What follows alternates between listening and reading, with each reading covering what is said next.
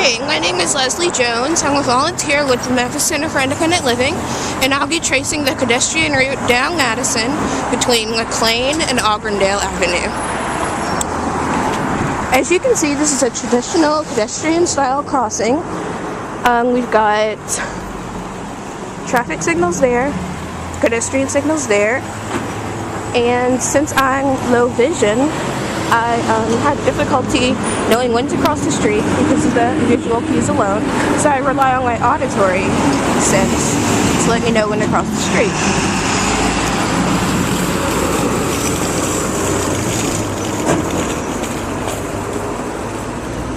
Okay, the lights are about to change here.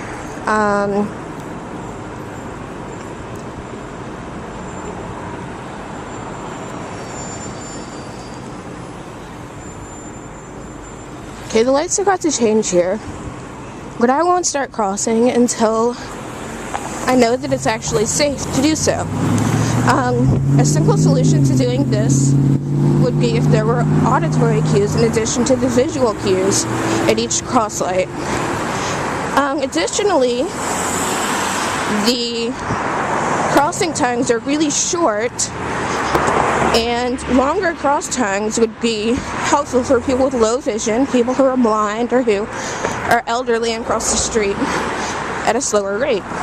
Okay, right now you can see some documentation of the sidewalks here. So far it's pretty clear.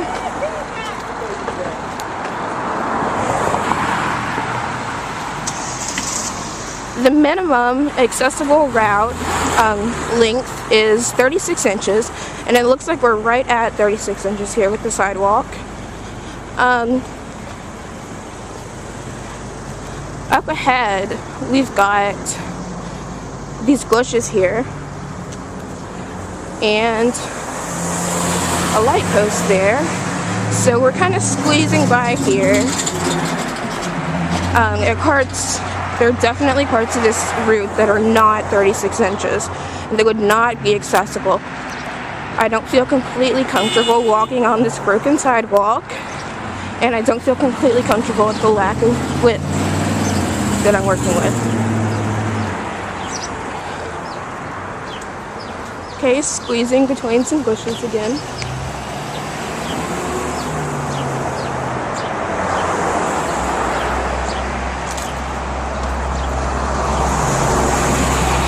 Alright, at this next crosswalk, it's actually dead end, and we don't even have a light here.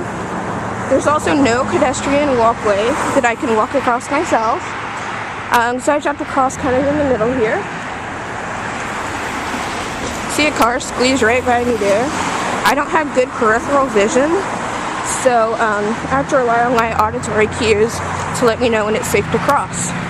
A solution to this would be to put a pedestrian crosswalk in the middle of the street, as opposed to just having, so the pedestrians have the right of way, as opposed to just having it empty there, so the drivers aren't even at fault if they do hit me.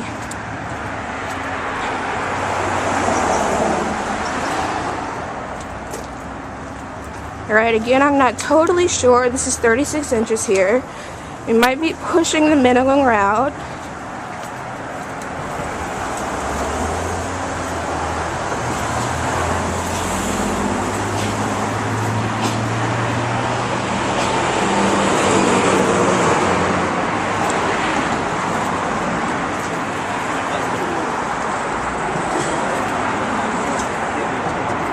They'll won't stop, you know that. Obviously, if there are other pedestrians on the sidewalk, that would make the route a lot smaller, and we wouldn't have the total amount of room that we need. The recommendation is 5 feet across. Doesn't look like 5 feet across to me, but I could be wrong.